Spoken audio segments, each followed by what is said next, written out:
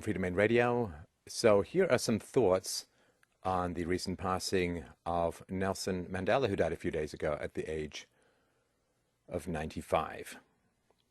Now, the general story, of course, is that he was a freedom fighter who conscientiously resisted the racist apartheid regime of South Africa, was sentenced to prison for 27 years for resistance to state tyranny, and then was freed and loved his enemies and was the president of South Africa, and then retired to travel the world and smile beatifically at a wide variety of people and meet his favorite band, the Spice Girls, I kid you not. Well, like most things that are talked about in the media, there's not an overabundance of truth in the story. So let's look at some of the facts about this. I've actually spent some time in South Africa. My father worked there and has since retired from his job as a geologist. I know a little bit about it. I'm certainly no expert, but I will provide sources for everything in the description bar. So Nelson Mandela got his start as the head of Umkhonto we Sizwe, which is the terrorist wing of the African National Congress and the South African Communist Party. He claimed for many years to have not been a member of the South African Communist Party, but since his death, documents and the Communist Party themselves have revealed that he was. He was the head of this terrorist wing and ordered massive amounts of public bombings, 156 acts of public violence he pled guilty to, including mobilizing terrorist bombing campaigns which planted bombs in public places. And he was head of this for 2 years before he was arrested in 1962. The terrorist wing then went on to put bombs in churches, in shopping centers, particularly around Christmas, and resulted in the deaths of many children, women, men, and of course whatever beefs you have with your political regime, you can scarcely hold children responsible, though many of them were murdered by this group that he was the head of, again, after he left. Now, I have tried my best to try and find any sources for death counts that may have occurred on the bombings that he actually ordered, but that information does not seem to be available. Again, if you know any, I'd be happy to do a follow-up. So his MK terrorists did murder a lot of innocent people, and he did not renounce the violence. He's never condemned them. And so he was put in jail for ordering lots of bombings, similar to what happened in Boston and what happened in Oklahoma City and so on. Every government in the world would have locked this guy up. He was found with over 50,000 landmines, which had been sent to him by the communist government in Russia, and a wide variety of other anti-personnel weaponries and so on. So he was the head of a terrorist army. This, of course, does not justify the evils of apartheid and so on, but we'll get to that in a little bit. He refused to renounce violence. In fact, President Botha visited him and offered to release him if he would say, stop bombing people or authorizing or approving the bombing of people, and he said no, he would not, even when he was bombing what he called strategic targets, which were power lines and generating stations and sewage stations and so on. He said that he aimed to not take human life, but if this didn't work, he would be more than willing to escalate to what happened later, which was the targeting of innocent people. And so if you've set off a lot of bombs, you're sitting on a lot of weaponry, and you refuse to renounce violence, in fact, you approve of the murders that occur in the terrorist group that you founded and were in charge of, then it's really not very common for people like that to get released from prison. So I just wanted to point this out. Amnesty never took his case. Amnesty International was not a prisoner of conscience because the movement recorded that it could not give the name prisoner of conscience to anyone associated with violence, even though, as in conventional warfare, a degree of restraint may be exercised. Now, when he became president of South Africa, he purchased 25 to 38 billion rands worth of weaponry, maritime helicopters, new submarines, advanced fighter aircraft, battle tanks, and so on. He was very friendly with dictators around the world, in particular Muammar Gaddafi of Libya, President Suharto of Indonesia, and who was a massive fan of Fidel Castro, the dictator in Cuba, of course. And this is pretty essential and pretty important to understand. This doesn't mean that the South African government was moral or good or anything like that, but it is important to have an accurate history of the man. He was a devoted and dedicated communist. He wrote an entire treatise on how to be a good communist. Now, you may feel differently, but I think, certainly for myself, with some pretty strong historical evidence, if I said he'd written a treatise on how to be a good Nazi, you'd be pretty shocked and appalled. But statistically, historically, factually, communism has a far higher death count and murder rate and genocide rate than Nazism ever did. We could account for Nazism causing the death of 40-odd million people. The death count for 20th century communism was in the hundreds of millions. It was 70 million murdered alone in Russia under the communists, and there were starvations in the Ukraine. There were starvations, mass starvation with the collectivized farm policies of Mao and Stalin in the Ukraine and in China, of course. There were the Khmer Rouge in Cambodia. The list sort of goes on and on. The democide, or the murder of citizens by their own governments, which largely fueled by communism. Now, of course, people on the left are very prevalent in the media. They tend to be socialists / communists, and so they tend to cover up these crimes. And this is why you see, you know, guys with pictures of Karl Marx and Che Guevara, where they wouldn't have a picture of Hitler and so on. Hitler is, of course, rightly denigrated as evil, but you can't even use the correct name of the Nazi Party in Germany. Nazism is a short form of National Socialism, and you have to use Nazism so that the word socialism is not clouded with the accurate. You pretend that communism is on the left and fascism is on the right and so on. But there's only one pole, to totalitarianism versus economic and political freedom. And so there's this supposed opposite polarity between communism and fascism, but it's not really the case. The Nazis were National Socialists and the communists were Communist Socialists, and so anybody who follows the communist ideology is wrapped up in an ideology that was one of the most savage mental viruses to ever steal the life of hundreds of millions of people around the world. And you can find YouTube videos of Nelson Mandela singing songs about the endless murders of white people that he thought was a great thing to happen.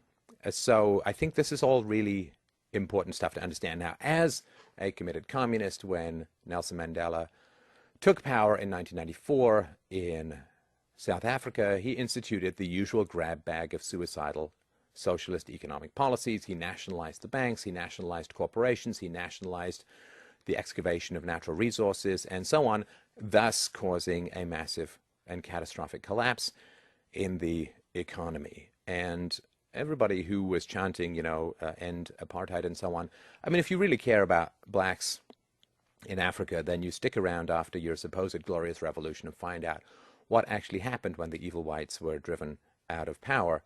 And now there is a growing nostalgia for apartheid, which basically ran from 1948 until the early 90s. And 60% of South Africans now feel that the country was better run under apartheid, with both blacks and whites rated the current government less trustworthy, more corrupt, less able to enforce the law, and less able to deliver government services than its white predecessor. Transparency International released its 2013 Global Corruption Barometer report, finding South Africa to be among the most corrupt countries in the world. According to its findings, an astounding 83% of South Africans believe that the police force is corrupt. 36% of respondents admitted to paying at least one bribe to the police. Every day in South Africa, there are 59 murders, 145 rapes, and 752 serious assaults. This is all that is reported. A 2010 Medical Research Foundation survey found that more than 37% of men in South Africa admitted to raping at least one woman. 7% they had said they had participated in gang rape. This is, of course, absolutely appalling. There's a new common crime, the witch doctors say, because, of course, there's many people infected with AIDS. It's the rape of babies. Belief that having sex with a virgin is a cure for AIDS, and of course 12% of South Africa's population is HIV positive. President Mbeki says that HIV cannot cause AIDS, and that the cure is perceived among lots of people to be sex with a virgin, which creates enormous drivers towards the sexual rape or the rape of children. In response to growing violence, South Africa's Minister of Safety and Security, Steve Chitwede, says, we can't police this. There's nothing more we can do. South Africa's currency, the rand, has fallen about 70% since the ANC came to power in 1994. Emigration from South Africa, mainly of skilled people, is now at its highest level ever. And according to some black writers, the fact of business that is tragic, ordinary Africans were better off under colonialism. Colonial masters never committed anything near the murder and genocide seen under black rule in Rwanda, Burundi, Uganda, Nigeria, Mozambique, and other countries. Millions of blacks have been slaughtered in unspeakable ways, including hacking to death, boiling in oil, being set on fire and dismembered. And Mandela's been married 3 times, most recently when he was 80. His second wife, Winnie Mandela, was about as evil a human being as you can imagine. She was convicted of the torture and murder of a 14-year-old boy who she considered or called an informant. She was a big fan of what is called necklacing, which is a revolting practice wherein somebody you think is negative to the cause of black liberation, you wrap them in barbed wire, you jam a tire over their shoulders so they can't move, you pour gasoline into the rim of the tire, and you set fire to it, melting their face off, causing their eyeballs to explode, and having them die in unbelievably agonizing ways. And Mandela's wife was a big fan of this, repeated it many times, and was convicted at one point. And this is who he married. I believe that a man, to some degree, is known by the company that he keeps. The National Bureau of Economic Research found that the average income of all races in South Africa dropped 40% between 1995 and 2000. You need to hear that again. The National Bureau of Economic Research found that the average income of all races in South Africa dropped 40% between 1995 and 2000. This was under President Nelson Mandela, when he nationalized and when he socialized and so on. The UN 2006 Human Development Report found that over the last 3 decades, Africa has had a virtual reversal of human development. South Africa has dropped 38 places on the Human Development Index since 1994. The country of the world's first heart transplant, the Union of South Africa, is now the rape and murder capital of the world. 1 in 3 women will be raped before she reaches the age of 18. 1 in 2 women, 50% of the female population, is raped at some point in her lifetime. It is the rape and murder capital of the world. Now, given that most people prefer to be alive and dead, let's look at some of the history of colonialism. At the start of the year 1900, the African South Africans, the black South Africans, there are about 3.5 million of them, according to the British colonial government census. By 1954, which was 6 years after apartheid had started, African population soared to 8.5 million. By 1990, right before the end of apartheid, 35 million blacks. So a tenfold increase under colonialism and under the apartheid regime, a tenfold increase in the number of blacks. In the decades prior to apartheid, which started in 1948, the average life expectancy of African South Africans was 38 years of age. During the last decade of the apartheid era, the average life expectancy for South African blacks had risen to 64 years, which was on par with Europe's. And unfortunately, since the end of colonialism, and don't get me wrong, I'm no big fan of colonialism, I'm no big fan of statism at all, I consider it a generally immoral institution, but still we must look at the facts of better and worse. One of the things that's true about Africa, even under apartheid, is that the number of blacks who were struggling and striving and risking life and limb to get into South Africa from other of the crap-pop dictatorships, black-run dictatorships in Africa, was huge. All the blacks in Africa pretty much wanted to get into South Africa. It was by far the safest place to be for a black person in the whole continent, which again is not huge praise for South Africa, but rather endless condemnation for the other dictatorships. A UN report said that Africa is the only continent, it's the only continent where poverty had increased over the past 20 years. If you look at places like China and India, millions and millions and millions of people are climbing out of poverty. If you just look at Nigeria alone, if you just look at the Nigeria alone, sorry, Nigeria had pushed 71 million people below the poverty line. So the Human Development Index figure is a conglomeration of things that are good for people as a whole, of course.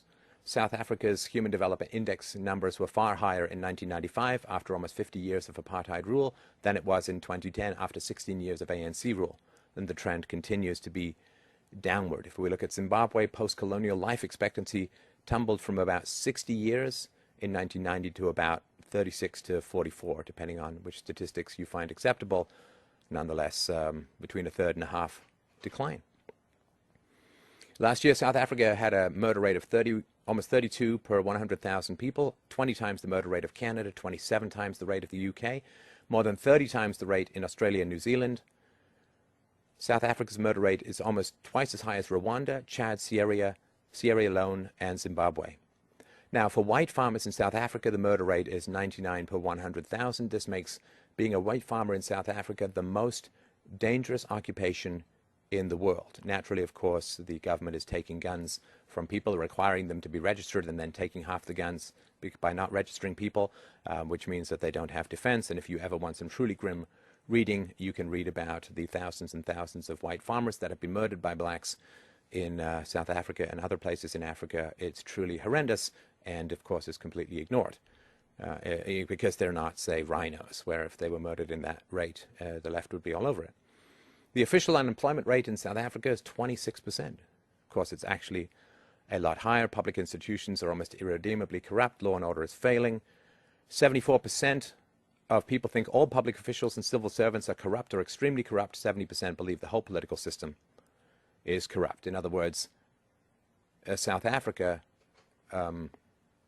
which Nelson Mandela fought for independence from white rule and then was the first president of South Africa, has become a complete economic crap hole, a complete economic disaster, which is inevitable when you put, I mean, even Vladimir Putin says that whenever people implement socialism, it fails and destroys the economies of every country it's ever tried in, which is why he's sort of pointing out that Barack Obama is sort of pursuing the same course. So, I mean, yes, he's a photogenic guy. He's got a nice smile.